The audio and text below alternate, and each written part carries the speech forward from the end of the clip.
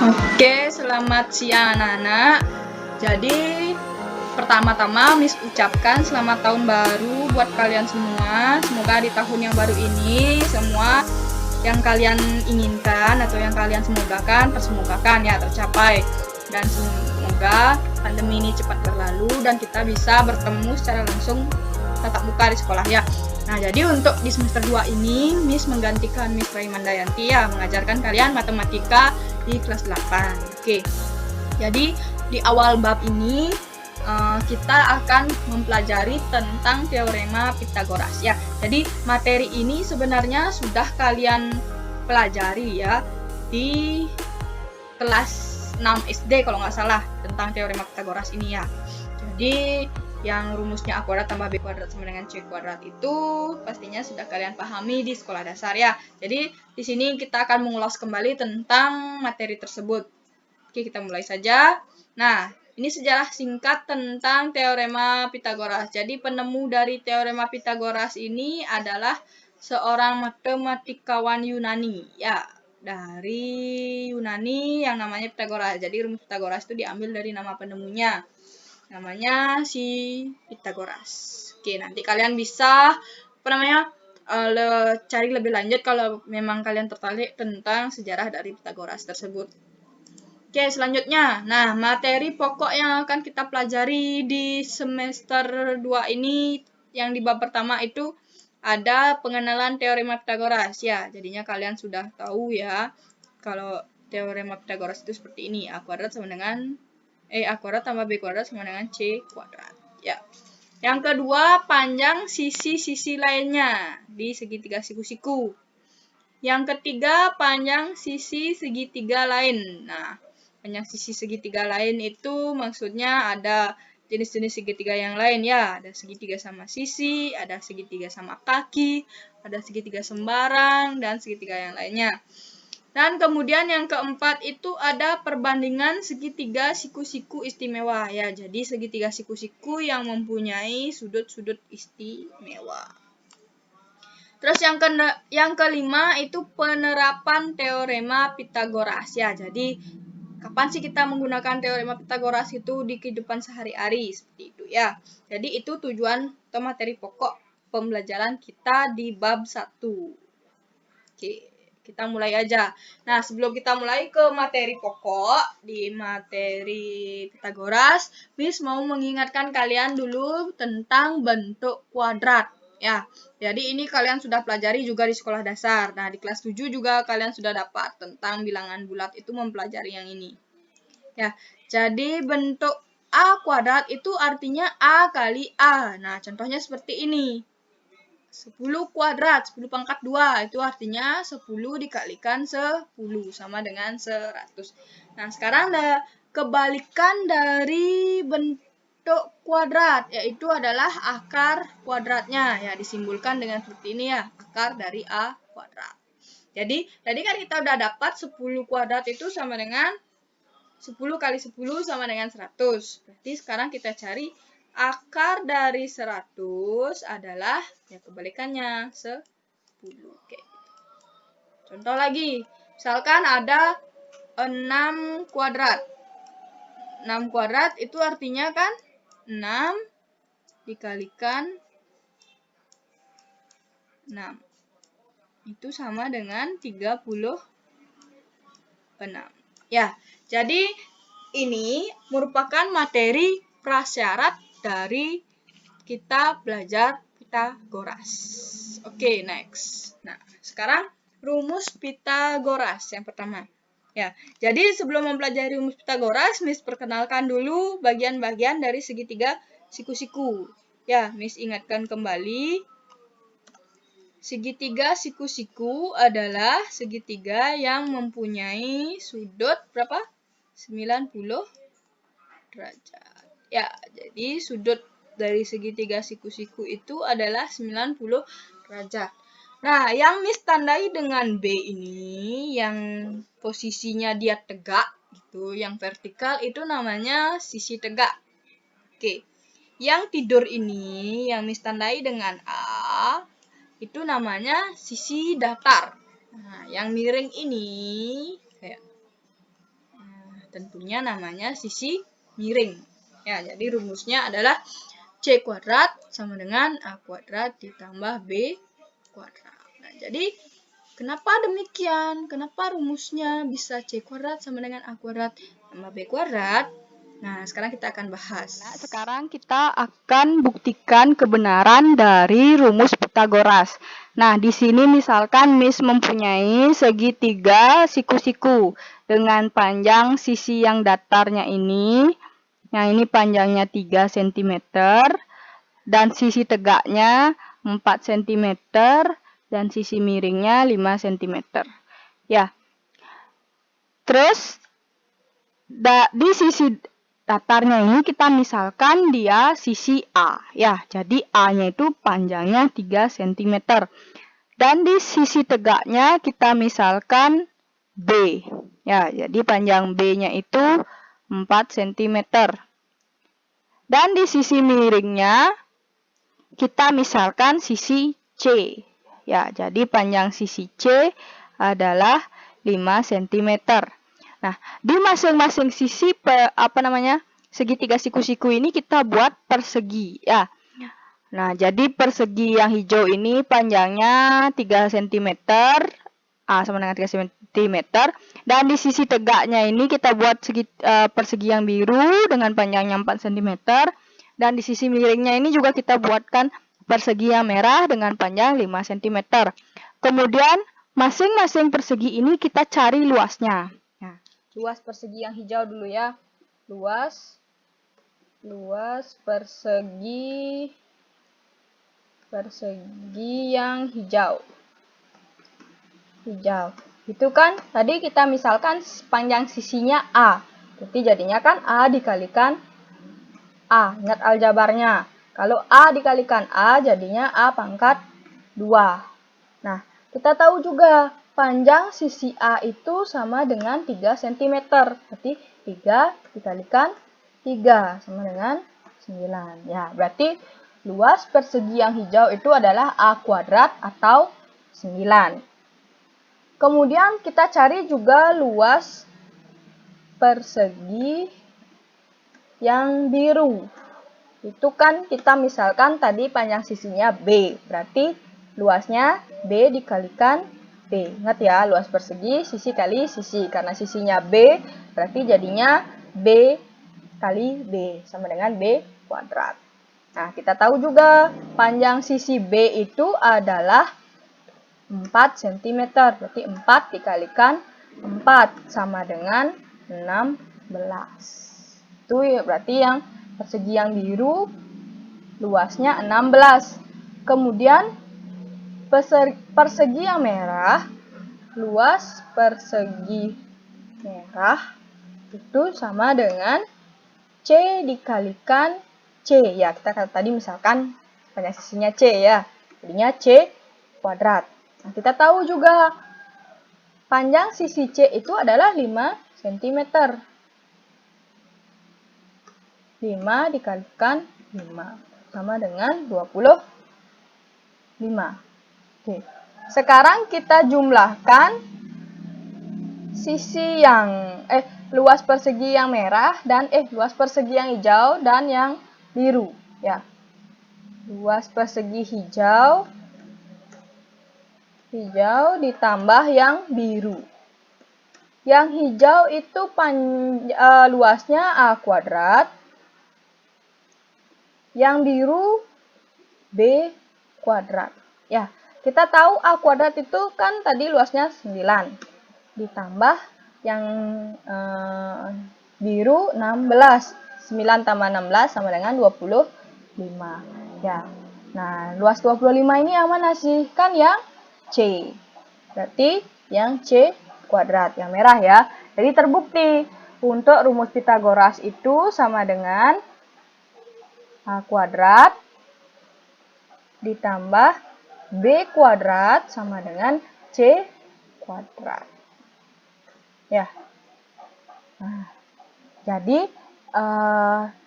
misalkan kita penuhi yang C untuk memenuhi yang merah dan yang biru untuk memenuhi yang merah. Nah, setelah digabung yang merah ini terpenuhi. Jadi rumus Pitagoras itu terbukti seperti itu ya anak-anak.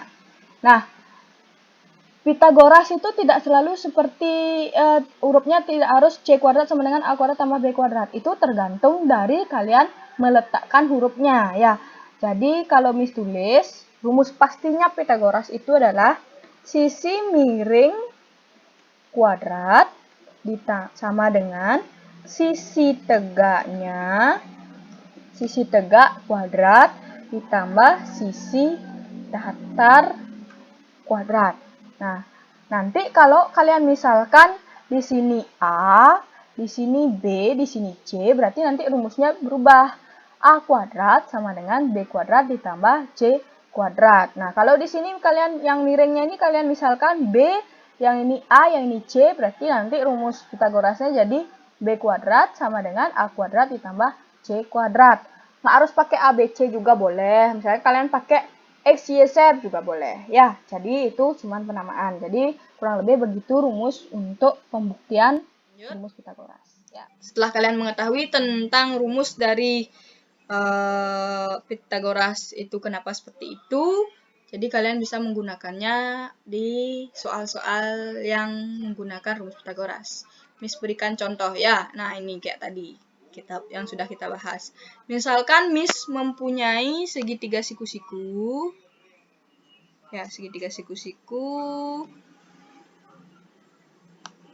Segitiga siku-siku ABC.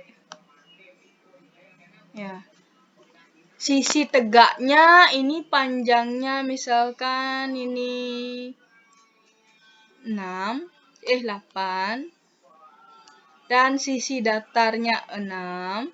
Nah, berapakah sisi miringnya? Kita gunakan tadi rumusnya ya. Berarti C kuadrat, ini kita misalkan C ya. C kuadrat sama dengan A kuadrat ditambah B kuadrat. Nah, C kuadratnya itu kan yang ini belum tahu. A kuadratnya itu sama dengan 8. A-nya itu 8 dikuadratkan. Ditambah B kuadratnya itu, nih B ya, 6 kuadrat. Nah, 8 kuadrat itu berapa? 8 kali 8, 64. Ditambah 6 kuadrat. 6 kali 6, 36. Nah, 64 ditambah 36 sama dengan 100. Ya, itu kan baru C kuadrat. Yang kita perlukan kan hanya C. Yang ini, C. Nah, C-nya berapa? Nah, ingat kembali lagi tadi. Kalau kebalikan dari kuadrat, itu adalah bentuk akar. Berarti akar dari C kuadrat sama dengan, tadi kan kita dapat C kuadratnya 100. Berarti akar dari 100 sama dengan 10. Kayak gitu. Ya, itu contoh penggunaannya. Oke, lanjut.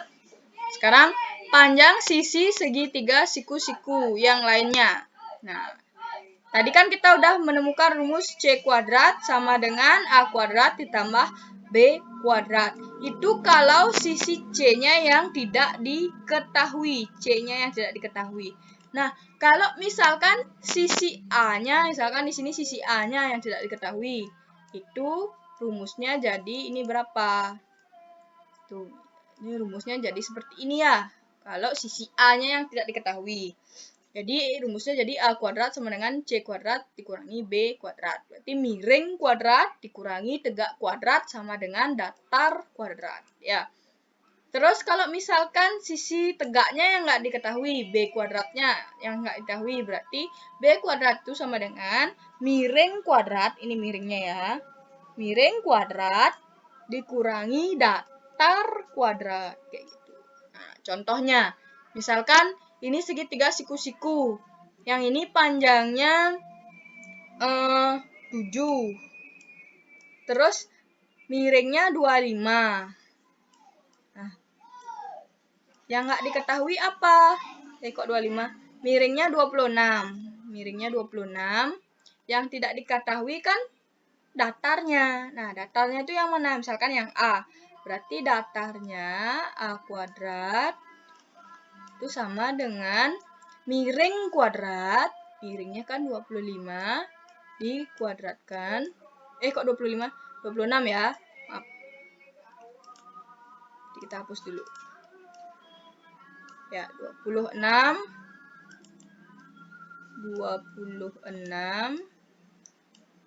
kuadrat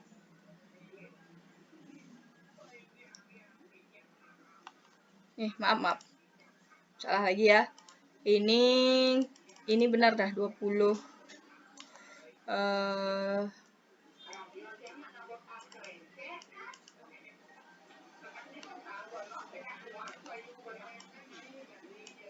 Oke. Kalau misalkan sebagai contoh ya.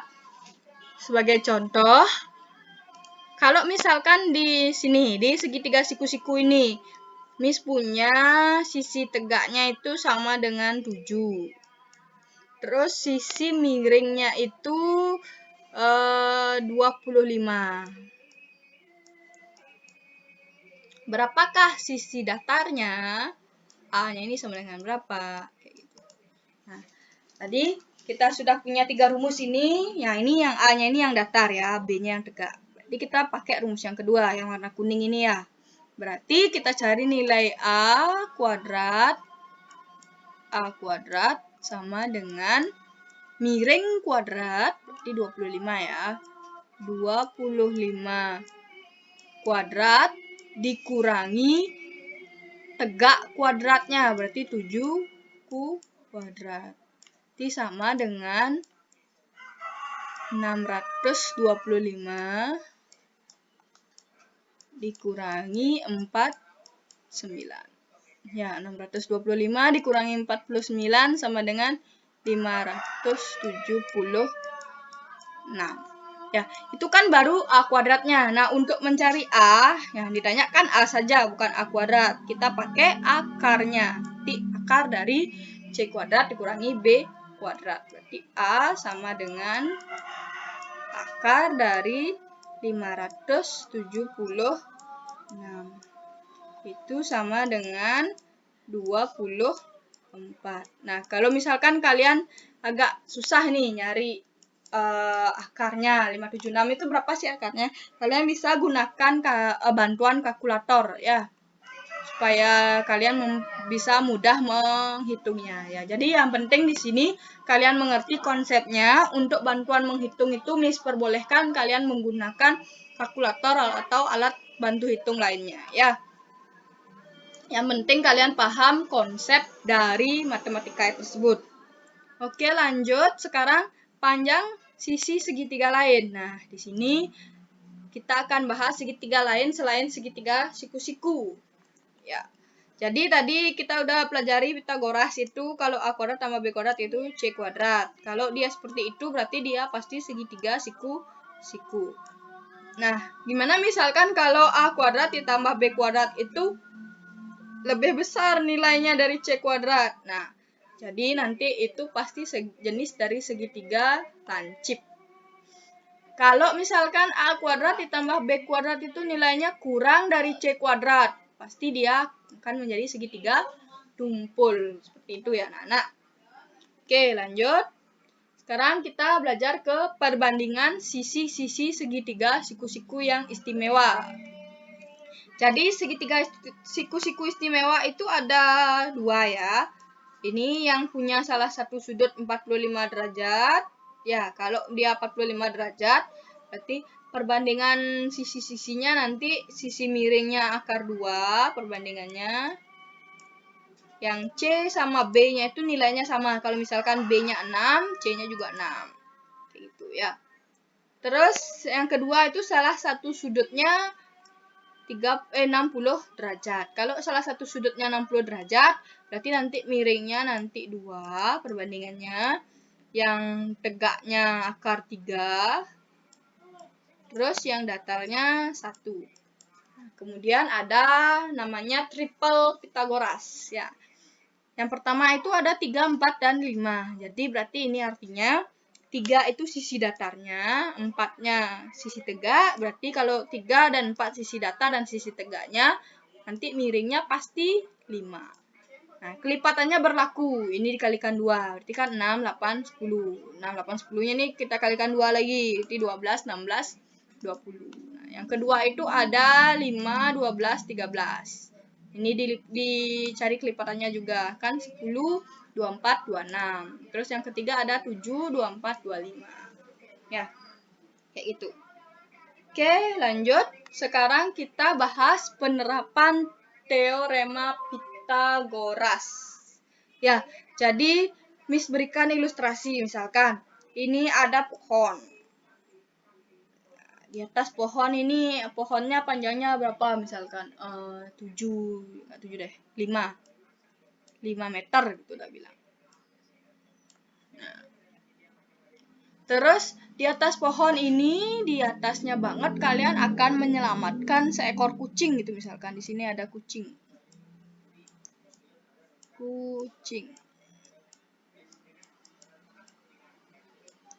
Nah, dan kalian punya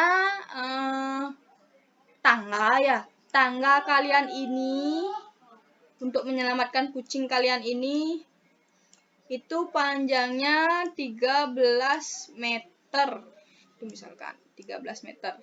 Ya, berapa jarak ini kan pohon, berapa jarak pohon ke tangga agar tangga kalian yang panjangnya 13 meter itu cukup untuk mengambil kucing kalian yang ada di ketinggian 5 meter kayak gitu. Ya, nanti silakan dijawab. Bukan tugas ya, tapi sebagai latihan aja penggunaan dari teorema Pythagoras. Oke. Nah, di contoh Miss ini, Miss akan kasih kalian ilustrasi penerapan yang lainnya selain yang itu ya. Jadi di sini Ahmad dan Udin saling berdiri membelakangi main tembak-tembakan. Tembakan pistol bambu. Ahmad berjalan 20 langkah ke depan, kemudian 15 langkah ke kanan. Pada saat yang sama, Udin berjalan 15 langkah ke depan, kemudian 12 langkah ke kanan. Gambarlah situasi di atas dengan menggunakan bidang kartesius. Oke, kita bahas ya. Jadi pertama si Ahmad. Ini si A ya. Si Ahmad berjalan 20 langkah ke depan. Ya, anggaplah 20 langkah ya. Segini. Ya, ini 20 langkah. Kemudian 12 langkah, 12 ya. 15 langkah. 15 langkah ke kanan. 15. Ya, jadi posisinya Ahmad sekarang di sini. Kemudian di saat yang sama si Udin berjalan 16 langkah ke depan. Sini si Udin ya. Ini misalkan Udin 16. Udin. Nah, kemudian 12 langkah ke kanan. Nah, itu si Udin. Ini si Udin sekarang. Berapakah jaraknya? Nah, berarti kalian cari masing-masing ini ya. Ini nilainya berapa, pakai rumus Pythagoras, yang ini nilainya berapa, kayak gitu ya. Ya, nanti silakan kalian coba juga perhitungannya. Miss sudah gambarkan ilustrasinya seperti ini. Jadi nanti kalian hitung nilainya berapa ya. Tapi itu bukan tugas juga ya. Jadi sebagai bahan latihan kalian di rumah untuk penggunaan rumus dari Pythagoras ini. Oke, tugas kalian yang sebenarnya yang ini ya. Jadi silakan baca dulu, bisa kalian screenshot. Itu tugasnya dikumpul paling lambat ini. Sabtu 9 Januari 2021 ya, di grup WA diisikan nama nomor kelas. Jadi tugasnya kalian sediakan kertas HVS ya. Kalau nggak punya kertas HVS, kertas bebas boleh ya, kertas buku juga boleh. Jadi kertasnya itu kalian sketsa seperti gambar ini ya, buat persegi dengan ukuran sisi C-nya ini 5 cm ya. 5 cm. Kemudian buat sketsanya seperti ini. Jadi yang ke sini nih, yang A-nya ini panjangnya sampai sini ya. Yang A panjangnya 3 cm. Kemudian dari B-nya ini yang dari sini ya. Dari sini ke sini ini panjangnya B. Nah, panjang B-nya ini kalian cari dengan menggunakan rumus Pythagoras. Ya. Kalau C-nya ini kan dia siku-siku. Kalau C-nya di sini 5, A-nya 4, B-nya berapa? Ya, kalian cari pakai Pythagoras. Kemudian kalian buat 4 buah segitiga siku-siku seperti ini ya. Ya, 1, 2, 3, 4. Tuh. Dan 1 buah persegi yang ini ya, 1 buah persegi. Setelah kalian buat dengan ukuran yang sudah ditentukan, kalian tempel ke sketsa yang sudah kalian buat. Kalau ukurannya pas, berarti guntingan kalian sudah benar dan ukuran kalian juga sudah pas ya. Jadi selain kalian dapat belajar tentang Pythagoras di sini, kalian juga belajar tentang ketelitian ya. Jadi seberapa teliti kalian bisa diukur di sini. Kalau pas berarti kalian sangat teliti. Kalau kurang lagi dikit berarti teliti kalian juga seperti itu, kurang lagi dikit ya. Jadi silakan mencoba, selamat mencoba. Kalau misalkan ada yang kurang jelas, bisa kita diskusikan di grup WA masing-masing kelas ya. Kalau ada yang ingin ditanyakan juga boleh di grup WA ya. Mi usahakan nanyanya di grup WA ya. Biar yang lain juga tahu. Misalkan ada teman kalian yang mempunyai pertanyaan yang sama, kan nanti Miss sekali jadinya menjawab. Ya, sekian video dari Miss.